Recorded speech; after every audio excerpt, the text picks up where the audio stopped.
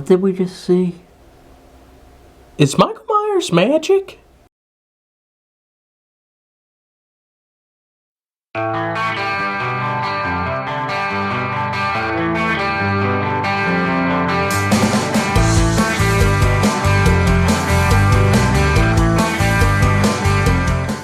Hello everyone, welcome back to the Roll Screen Team. I'm Andrew Thomas. I'm here with my fellow local producer of the year, Christopher Johnson. Hello, everyone. Yeah, updates. We're local producers of the year. Yes. It feels good. Feels good to be recognized. Yep. And we decided to go back to doing horror movies since it's Halloween season. So why not do anything better than the current movie, Halloween Ends? Yeah, This was an interesting one. Yeah. I mean, I can't say I hated it, but... Yeah, it was... Yeah, I didn't like it, but I didn't hate it, so I'm in the between. Yeah. Alright, I guess... I'm back to doing the overview. Yes, by all means. Halloween Ends is a 2022 slasher horror film directed by David Gordon Green, written by Green himself, Danny McBride, Paul Brad Logan, and Chris Bernier. The film is the sequel to Halloween Kills and Halloween 2018, the 13th installment in the Halloween franchise, and the final film of the trilogy of sequels that commenced with the 2018 film, which directly follows the 1978 film and disregards all the other entries. The film stars Jaime Lee Curtis, Andy Madchek, Rohan Campbell, Will Patton, Kyle Richards, James Jude Courtney, and Nick Castle. Halloween Ends marks Curtis and Castle's final appearances as Laurie, Strode, and Michael Myers, respectively. I guess I should go to the synopsis. And the synopsis. 4 years after her last encounter with the masked killer, Michael Myers, Laurie Strode is living with her granddaughter and trying to finish her memoir. Myers hasn't been seen since 4 years ago, and Laurie finally decides to liberate herself from rage and fear and embrace life. However, when a young man stands accused of murdering a boy that he was babysitting, it ignites a cascade of violence and terror. The forces Laurie to control the evil she can't control.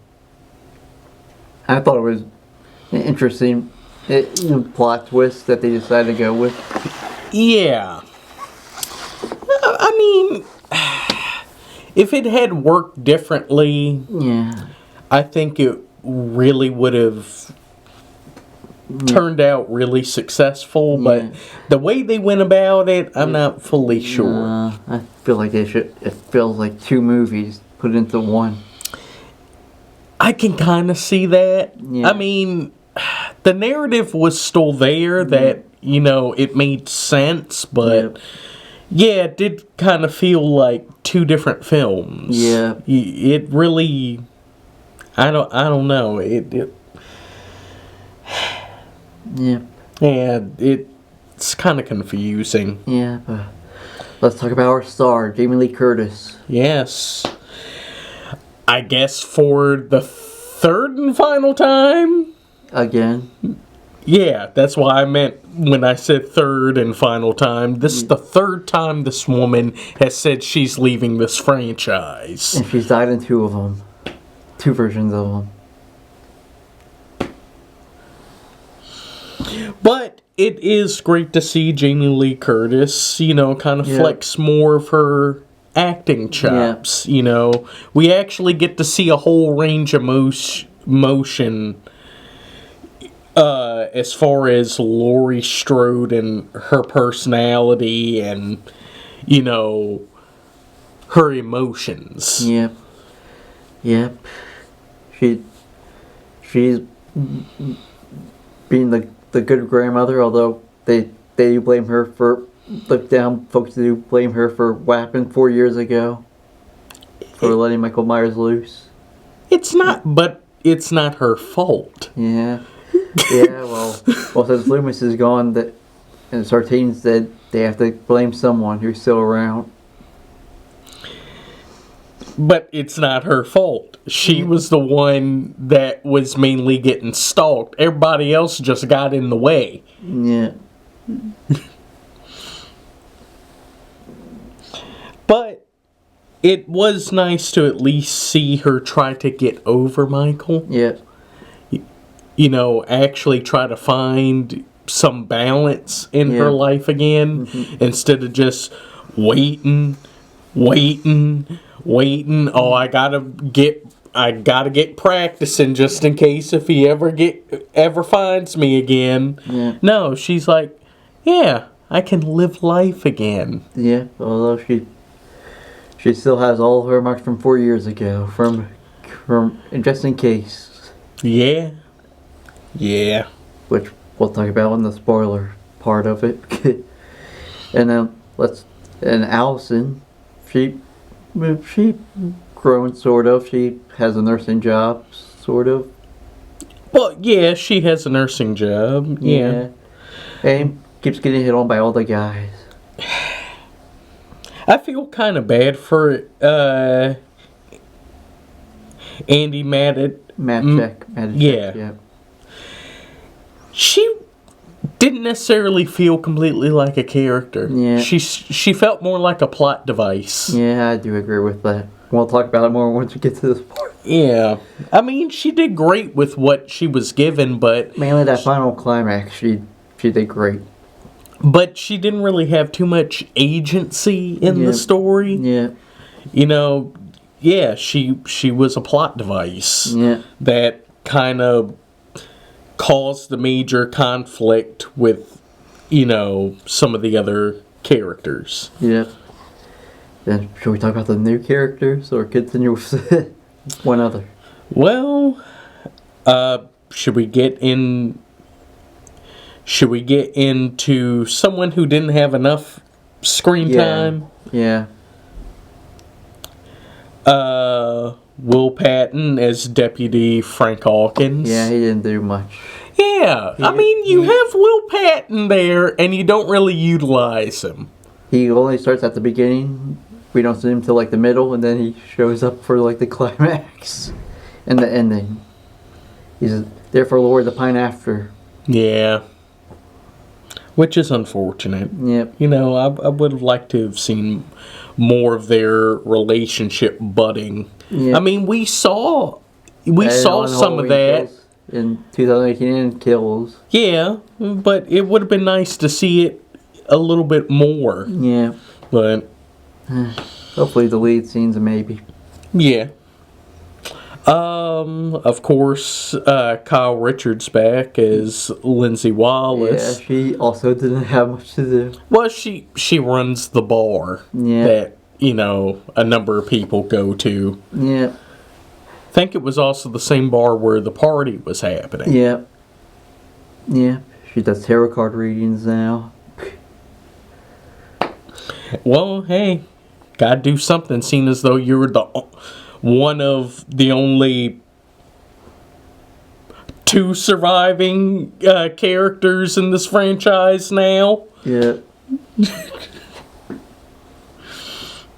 But it was nice to see her. It was.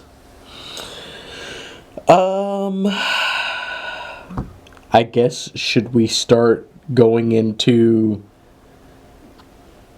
Should we go into him, or should we go into our newest Damaged Soul? To Michael Myers. Since he's supposedly the villain, but he doesn't have much screen time. Yeah. Which is a bummer for both James Lee Courtney and Nick Castle. They don't have much to do. I know. All Nick Castle gets to do is just breathe in the microphone, so we know that Michael Myers still hasn't learned to breathe through his nose. And he does make a cameo with the mask off Nick Castle. That is. So that was him. Yeah. Okay. Huh. So anytime we have seen Michael without the mask in these films, that is... Nick Castle. It's just with the mask is mainly James Lee Curtis. Yeah. Which, I mean, James Lee Courtney is always great, you know, when it comes to the stunt work. Yeah. Yeah, though he didn't do. Yeah, that's the thing about it. I mean, for real, did we only have Michael Myers for like 10 minutes in this whole film? Yeah, and he has the least body count, also kill count once we get into spoiler. The least kill count, lower than the actual 78 movie. Yeah, it's bad enough that it took 40 minutes for us to finally see Michael. And then throughout the whole film, we only get 10 minutes of him. Mm-hmm. This is supposed to be a Halloween film, and yet we barely have Michael Myers in it. Yeah, it's supposed to be the conclusion of the fight between Laurie and Michael, and yeah, we hardly get until the end. Like I said, feels like two different movies. Yeah. I would have thought the final conflict would be equally as epic as the first one that took place in Halloween 2018. Yeah. Because that was epic. Yeah, but this, while it was good to see the final resolution, we didn't get much. Yeah. So much more was to be desired for this. Yeah. Yep, and then let's show who was the other crazy killer, the new character. Corey Cunningham, played by Rohan Campbell. He did do a good job. He was fantastic. Yeah. He was fantastic. Sometimes it felt like he was playing two different characters. I can kind of see that. Especially from the beginning and then when we get to the middle. I mean, they were truly trying to show how a series of unfortunate events can truly turn an average everyday person into a monster. Yep. You know, that sometimes it's not like how Michael, where somehow he was just born that way. Yeah. Someone can truly be created to be that way just based around the environment and the people that they are around. Yep. And seeing from the trailers, you wouldn't know that if that's the same guy because they portrayed the three different versions of him in the movie, so it felt like these two or three different characters from the beginning through the final climax and stuff. Yeah, he's just normal, straight A student that is planning on going to college, and then horrible, unfortunate event. He loses everything. He's down on his luck, depressed, and then he's pushed further after meeting Michael. Yeah. And that's when he's at the point of no return. Yeah. Seriously, is Michael Myers magic? I feel like this was a holdover for Halloween's 4 through 6. Because that's what they were planning to do with when he was so related to Jaime Lee Curtis. His niece was going to be the killer or work with them, like in the original Halloween 5 script, till they changed it to just her being psychic, with her knowing what he was doing. Instead of just making her being a killer or her working with them, it was just it was just a psychic thing. So they just wanted to take some of the leftover elements from original scripts and kind of bring it in. Yeah, which I felt like, as much as I liked some of the homage to it, felt like it just wasn't necessary for this movie. Yeah, and it also adds way more questions than answers. Because seriously, is Michael Myers magic. How do you just look in someone's eyes? You are able to see everything they've gone through that is turning them into the killer that they are becoming. And he's like, huh. And then all of a sudden So you're not an innocent. You're just like me. And then all of a sudden I could help you become what I have become. And then Corey starts acting more like Michael. Like hiding, but like standing by the trees with Laurie watching. Like so much of the 78 one there, and then he just pops out of nowhere. Oh, when she's looking for him. They should have used the dramatic ding-ding-ding sting. Yeah. Come on. And also, once Corey starts going down that bad path, this man really had the gall and the audacity to walk up to Michael Myers, manhandle this man, and take his mask. Which I'm pretty sure Michael would have never let him do that. I mean, that's this man just punked out Michael Myers. Like I said, I wouldn't believe Michael would ever let him do that. I know he old and injured and whatnot, and yeah, but he's Michael Myers. But he's the boogeyman. You don't defeat the boogeyman. You don't punk out the boogeyman.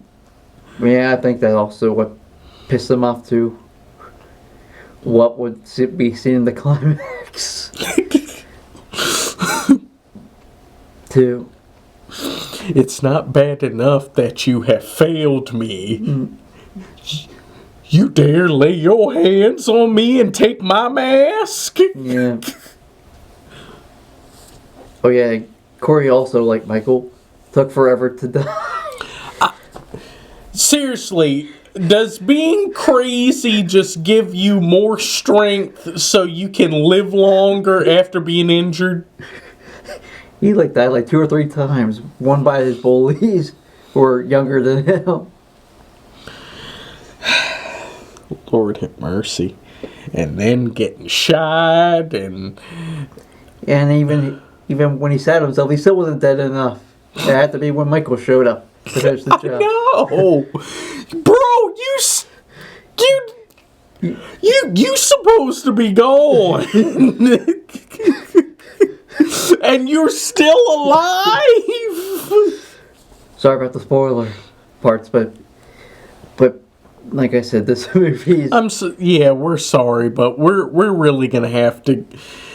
We really might have to go in depth on this to kind of fully wrap our heads around what we saw. If you're a big Halloween fan and you haven't seen the movie, just turn this.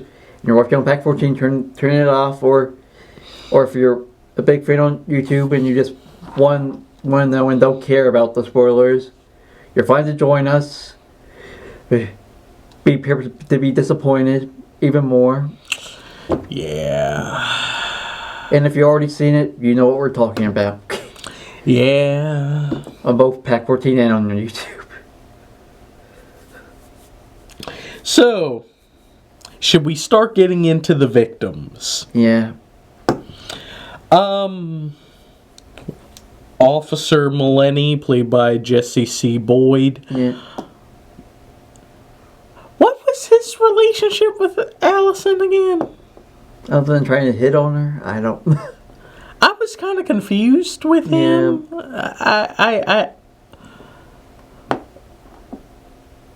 It was kind of confusing. Yeah. But he's one of the early he's like the second victim after the homeless guy. Third victim if you count the boy. Well, the bullies were after him. No, the boy. Oh, yeah. Yeah. Yeah. Yeah, Jeremy. Yeah. Yeah, Jeremy Allen, played by Jackson Goldberg. Which, kid was good. Yeah. Kid was good. Yeah. Dear God, his death was gruesome. Yeah. I mean, they really went there. Yeah. But, yeah, Officer Mulaney, I guess Corey was mainly going after all the people that were causing Allison distress and causing himself distress. Yeah. And Melanie, he just wasn't understanding that Allison didn't want anything to do with him. Yeah. But did that mean he had to die? Well, it was his fault for following Corey. If he hadn't followed Corey, he probably would have still been alive. And he became one of Michael Myers' few victims. Yeah. Yeah. Oof.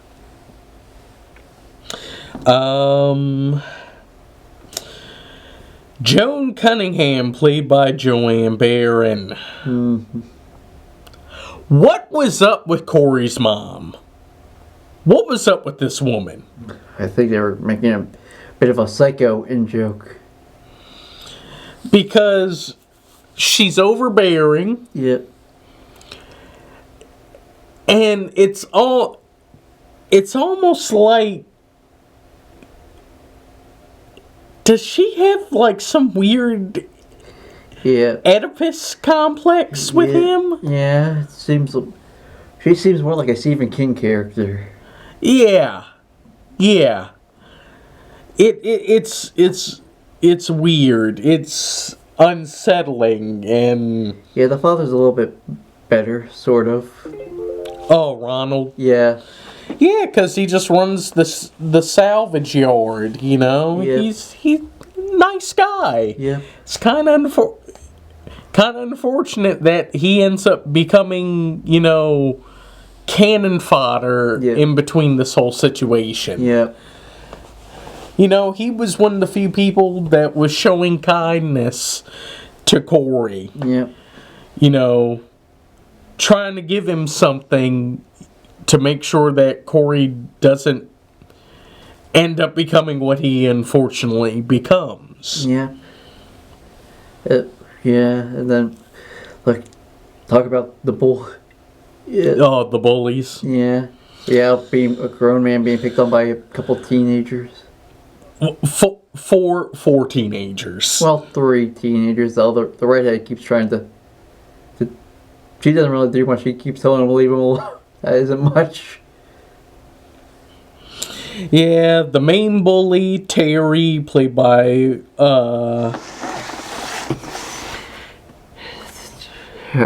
Michael Barreri. Yeah. Stacy, played by Destiny Moon. Yeah. Margot, played by Joey Harris. Yeah. And Billy, played by Martin Estevez. Yep.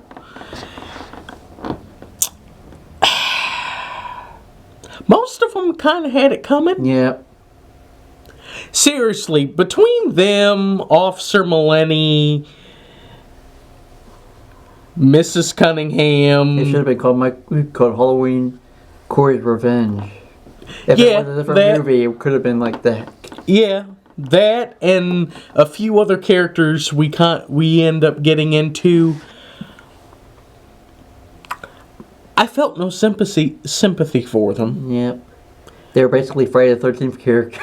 Yes, where essentially everyone is some sort of absolute jerk, and you're kind of rooting for them to get killed. Yep. It's kind of unfortunate how it happens, and this feels like Halloween 5 all over again. Yeah. For me. Yeah, where if we ever review the original timeline. Oh Lord. Sometime in the future. Give us some time to review a few other Halloween-related things first. Yeah, but Halloween... Yeah, that's basically taking stuff from Halloween 5 and Friday the 13th. Yeah, where... Have they not learned what makes a good horror film? We kind of got that in 2018 and in Halloween Kills of actually make the characters likable. To the point that we want to see them survive, and if some don't, we feel bad about it. Yep. That's what makes a good dramatic story. You making nearly everyone a jerk kind of defeats the purpose. Yep. The only people that aren't jerks in this whole thing are Laurie and Allison. Yep. Or and Deputy Frank. Yep. As far as main cast members. Yeah. And then, should we talk about? But yeah, but these kids, you're like what, 16, 17, yeah. and you're picking on a man who is almost 25. Yep. Why? He's already going through enough. Why are you going to cause him even more distress? Mm-hmm. Oh, what? Just because he didn't want to buy you any beers? So you just have it out for him? I don't know who I disliked more in this group. I mean, Terry... Okay, yeah, Terry was the worst, but... Yeah. I mean... The no eyebrows friend. Oh, Billy. Yeah. I think the only one I kind of... Was the redhead. Margot. Yeah. She was trying to stop unsuccessfully. Well, her and Stacy, I think, were kind of a bit about it. No, I think Stacy was more into it. So Margot was the one that was kind of like, come on, guys. Yeah. Come on. Yeah, there's always at least one voice of reason. There's always a Bobby in every bully group. Yeah. Yeah, which is kind of unfortunate. I think she's the one that got the most gruesome death. Yeah. Oh, well, no. Terry got... Oh. Yeah. Yeah, Terry Coop got lit up, literally. He ate fire. Yeah, he literally ate fire from a torch. Yeah. He ate a welding torch. Yeah. While Margot curb stomp. Yeah. But on to other horrible people that meet unfortunate ends. Mm-hmm. Dr. Mathis, played by Michael O'Leary. Yeah, he was mentioned in the previous Halloween movie. From the couple who was dressed up as a doctor and nurse. Yeah. Yeah. As being sexual harassment. Yeah, because I think they worked with him. Yeah. And it's been known that he's an absolute creep. Yeah. He's a horrible individual. Yeah. The fact that this man still has a practice is beyond me. Yeah, but he also becomes a sugar daddy to one of the nurses. Yeah, Deb. Played by Michelle Dawson. Also another redhead in this movie. Yeah, she was a stuck-up sugar baby. Yeah.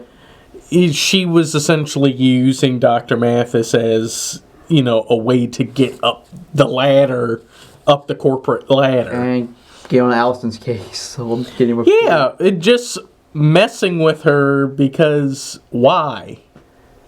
You think hers is any better? I mean, why do you just have it out for this girl? Why you act like you're possibly her friend, but at the same time you make all these snide remarks and actions towards her and talk bad about some of the people that she has relationships with, and that she becomes Michael's second death. Yeah. So technically he had 3. Yes. Yeah. Like I said, lowest body count. So, yeah, who had the more gruesome death between the sugar daddy and the sugar baby? Well, Michael decided to go with his regular hanging the victim by the ceiling trope. Oh, hang him on the wall. Yeah, as a decoration, yeah. I mean, the most she got was like choking and then a stab and a stab and a stab. Now you hanging on the wall. I think he got his worst because it was gory. Yeah, Dr. Mathis, I mean, that man had a plastic bag over his head as he's repeatedly getting stabbed in the neck and chest. Yeah, although they did miss a psycho reference. They could have had her in the shower and get her being that. A missed opportunity, David Gordon Green and Danny McBride. Yeah, if you're but... going to homage a couple stuff from... Yeah, but do you really want to get sued by Alfred Hitchcock's estate? Well, I think it's pretty owned by Universal. Yeah, but still, there could be some arguments about that. I mean, it would have been a nice homage, but it could have been a bit too on the nose to the point that Alfred Hitchcock's estate would be like, so that's what you're doing. Yeah. Yeah. We kind of own that idea. And then... Do we have to bring some litigation in here? And let's not forget the crappy DJ. Willie the Kid, played by Karan Harris. Yeah, he was a homage to Halloween 6's crappy DJ. Seriously, what is with everyone in Haddonfield? Is literally everyone a jerk? Yep. And Halloween 6 DJ was also a jerk before he got killed. But was he as bad as Willie? Or was he worse? He was more sexually harassment kind of jerk. Rather than being just a plain jerk. Yeah.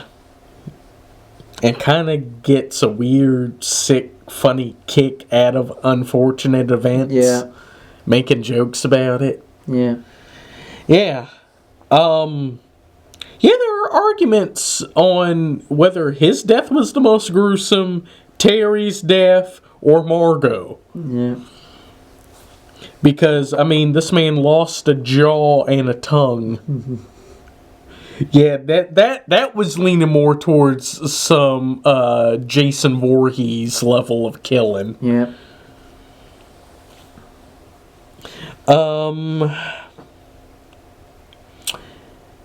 Well, I think we've gone over all the major victims. Although we do have like 2 non-victims, which is Jamie's parents. Yes. Well, the mom who was being a jerk to Corey, the other one was going to try was just trying to be sympathetic. Yeah, he was him. He was just a couple days too late.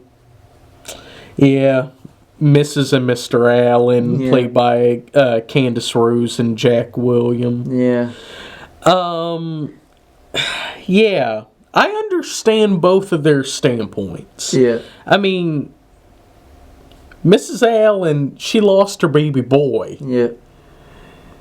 And Corey did apologize, but it wasn't enough. But, I mean, how much apology can you give when you literally see your child fall off of your really unnecessarily tall staircase and he essentially folds like an accordion and bleeds out? Yeah. Yeah, true. That kid literally folded. Mm-hmm. I don't know what broke first. Was it his neck or the rest of his spine? Yeah. While Mr. Allen, which... are the Allens still married? Or that's a good question. Don't know. It kind of gave me this weird idea that they might have gotten divorced. That's why the house is vacant. Along with the plus the fact of your child's blood spatter is still on the floor. Yep. No matter how well they tried to clean it, it still damaged the floor. Yeah. But yeah, Mr. Allen, he at least wanted to kind of let Corey know that despite everything that happened, he forgives him. Yeah, but it was a bit too late. Yeah, Corey was at the point of no return. The person he once was no longer there. Yeah. When he looked into his eyes, he was like, no, he's not the same kid I saw all those, those several years ago. Yeah. Whether it was the trial that happened or even before the accident. Mm-hmm. That person is gone. Yep. What he saw was what something Michael would be. Yep. Just utterly devoid. Yep. Okay, now I guess go to the... But there is some good. I mean, everyone's acting was good. Yeah. I mainly give the major amount of praise to Jaime Lee Curtis and Rohan Campbell. Yeah. They both did fantastic. Yep.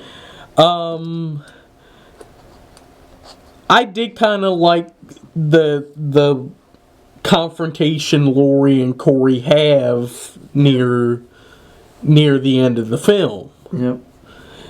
And I gotta give Laurie some credit on how she was able to fake him out. Yeah. Did you really think I was gonna kill myself? Bang! And she also did a couple of her things that she did in 2018. The showing up out of nowhere. Show up out of nowhere and then disappear like you're Batman. And we also got some additional cameos. Yep. Yep. Sheriff Barker, played by Omar Dorsey. Even though he doesn't get opening credits thing. Did he even say a word when he showed up? Maybe I just didn't pay attention. Sandra Dickerson, played by Diva Tyler. Yeah, who we didn't know survived. Yeah, one of the very few survivors of Michael Myers. Their Halloween Kills. Yeah. Yeah, how she survived that, I have no idea. No. But it kind of messed her up. She's wheelchair bound. And can't speak. Yeah. And then we also got to see one of my favorite characters, Julian Morrissey, played by Jabril Natambu. Although he doesn't say anything, he just walks. I know, but it was nice to at least see him as one of the various unfortunate victims of Michael Myers getting closure along with Laurie and Allison. Yeah. You know, being a part of the whole crowd of everyone who has suffered because of this man, finally see this man essentially gotten rid of once and for all. Mm-hmm. Now, with going into the bad... Mm-hmm. Like I said, the story... The story was a bit haphazard. Like I said, it could have been 2 different movies. Yeah. I can kind of see your whole idea of saying it felt like a Lifetime film. Yeah, especially the ending. Yeah, I can kind of see it. And Laurie's investigating skills seem like when she interviews the father with Lindsay, that seemed a little more like a Lifetime thing for them to do. Yeah. There are a couple other good things that we kind of forgot. Yeah, the Laurie and Michael fight. Was it really a fight, or was it just a little bit more of a really nice struggle? It was a good struggle, although 2018 did a lot better. Yeah, that was really good. This felt like it was going a little bit more back to basics. Yeah. With how it happened in the first film. And they do a lot of flashbacks to the first film at the end of it. I mean, Michael even got her back for the sewing needle thing. Yeah. Like, yeah, how do you like it? He's like, oh, I remember you now.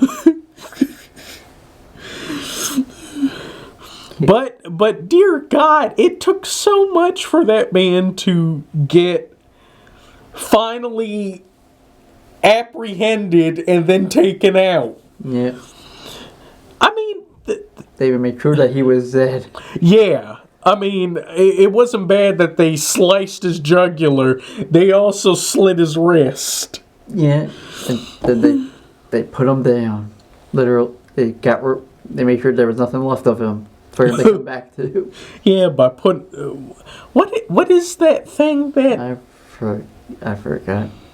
It's one of those crusher things. Yeah.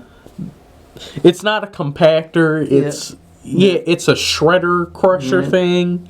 And like I said, most of this film doesn't feel like it belongs in the other part of what this new timeline is with these three. These three feel like they're at least in continuity with each other when it comes to that up until like the climax part, sort of. Probably the beginning of the movie also after the opening credits, but then after that we don't get to that again until the end part of the movie, so it feels like we're watching two different movies. Yeah. Though, you did bring up something about the opening credits that you liked. Yeah, it's a big homage to Halloween 3, because Halloween 3's blue titles are blue. Also. And also seeing... And also to change the direction also, which is sort of... And the Russian nesting pumpkins. Yeah. Shed a pumpkin keeps getting bigger. Yeah. And also, it was a very nice touch to end the film on Don't Fear the Reaper by Blue Oyster Cult. Yep, you called that before it even... Yeah. I was like, come on, you gotta do it. You got it. There it is. Oh, I gotta have more cowbell. Yep.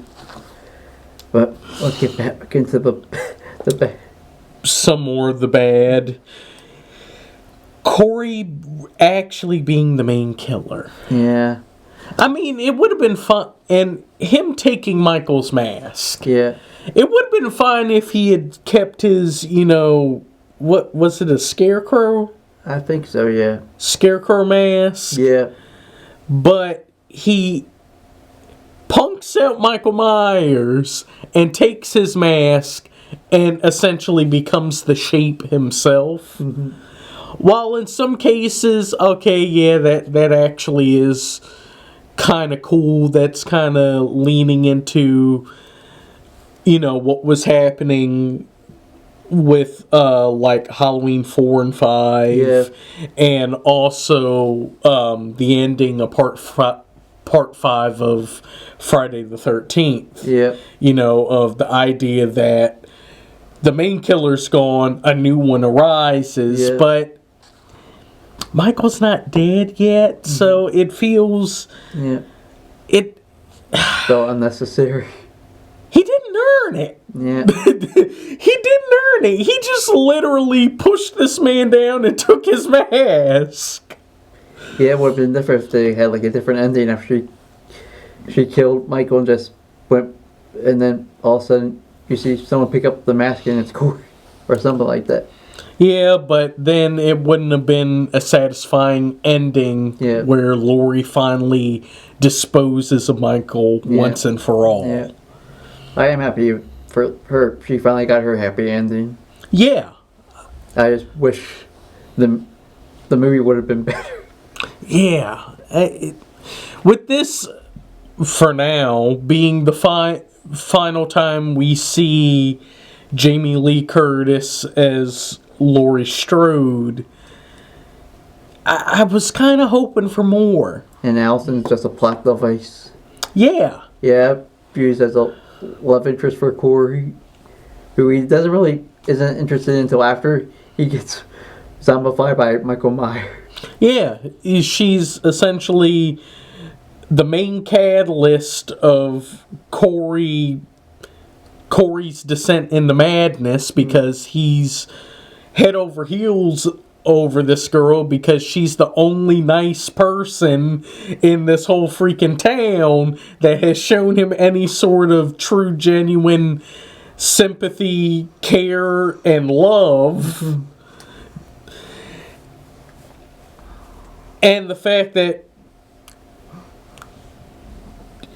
she is the outlet to him finding more victims. Yeah. once he goes into his descent of madness. Yeah. And while Laurie is also like, I gotta protect her because I see where this is going. Yeah. She didn't have much agency. She was nothing more than a plot device. Yeah. The only really character development she got was the fact of she wanted to find her own way after all the horrible things that has happened. Yeah, lose her mother, father, and boyfriend all in the same night. As well as other individuals that she knew. Yeah. You know, she wants to start over again. But Of course, should have been 3 different characters. yeah. It would. I think things would have worked if there were like two characters that were like 2 sides of the same coin. Yeah. One who did go through a horrible event like that, but still kept their sanity, while another one is truly going down that descent. Yeah. But then I guess they are trying to show the fact that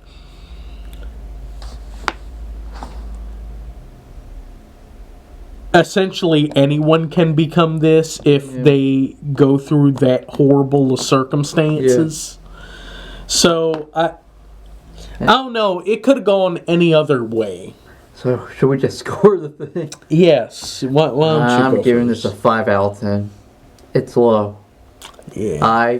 Like I said, it just doesn't feel like it belongs in this current... Part of this movie doesn't feel like it belongs in this current timeline. You just put like some parts of this movie and then it probably fit right, but other parts it just doesn't feel right. Belonging in this timeline, I feel like it should be like in another timeline of Halloween movies. Pretty much. Yep. And yours? I agree with you. I give this a 5. Yeah. You know, I was hoping for a bang, and instead I got a whimper. Yeah. I prefer Halloween Kills over this one. Surprisingly, yeah. I actually kind of agree with you on this because Michael Myers actually does kill. Yeah. I came here to see Michael Myers and see a great big final conflict between him and Laurie. While we did kind of get that, Michael was only in the film for 10 minutes. Although, I do sort of put this up, it's a little bit more higher compared to Halloween 5, The Revenge of Michael Myers, and Halloween Resurrection. Those are 2 terrible Halloween movies. So it's below these, but it's higher than the other ones that we'll review, that we hopefully will review in the future. Yeah, it's below the 2 good films. Yeah. Which, original Halloween and Halloween 2018. Yeah. And below Halloween Kills, but definitely above some of the lackluster films that came after. Yeah, I can still watch this movie with some sort of things, even though I'll still... Even some semblance of, you know, I guess, enjoyment. Yeah. For some parts, yeah. Yeah. I mean, I do give them credit on trying to do something different, but it didn't work this time. Yeah. But if you disagree, you can find us on Facebook, The Real Screen Team. Where else? You can find us on Instagram, Reddit, and on TikTok. And before we go, and find us on YouTube, and make sure to like, comment, subscribe, and share. And definitely subscribe. Yes, because now I have a bit of a challenge for everyone. With the fact of actually getting a great deal of success and notoriety thanks to the James Bondathon we did for Roger Moore, I have a challenge for everyone for an upcoming review.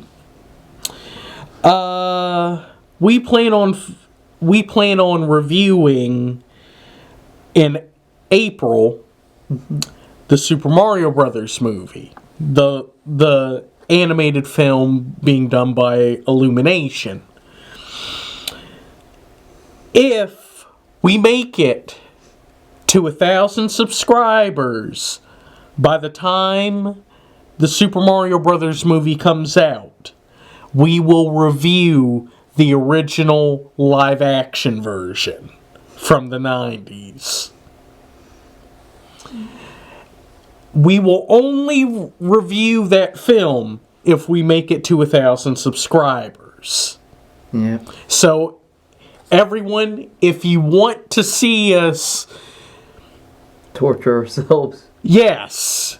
If you want to see us, unfortunately and reluctantly, watch this film and give a review of it,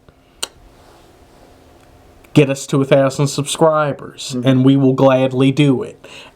And on top of that, we will finally start our Patreon, where if we're not too bogged down with reviews that we're planning, we'll open up the opportunity for you all to give us some viewer requests. You know, throw us, a few extra dollars, and we'll take a few viewer requests. Yep. But before we go, we're doing a marathon, but not a back-to-back marathon this time. Yes, this is going to be a big monthly thing. We, in honor of its 60th anniversary coming next November. Coming next November, not this November, the following year's November, we are going to be tackling Doctor Who. And that means all of Doctor Who. We are going to go in depth on each Doctor, from Doctors 1 to 13. Yep. And we are going to conclude it with a big review of the 60th anniversary. Yep. But, you want to roll us out? Sure. Well, thank you all for coming. Definitely come back and watch us again.